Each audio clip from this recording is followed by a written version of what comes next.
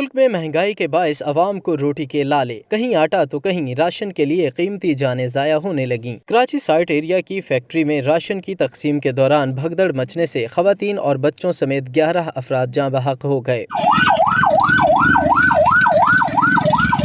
افسوسناک واقعے کے بعد پولیس کی بھاری نفری موقع پر پہنچی، لاشوں اور زخمیوں کو عباسی شہید اور سول اسپتال منتقل کر دیا۔ جناح سول اور عباسی شہید اسپتال میں ایمرجنسی نافذ کر دی گئی۔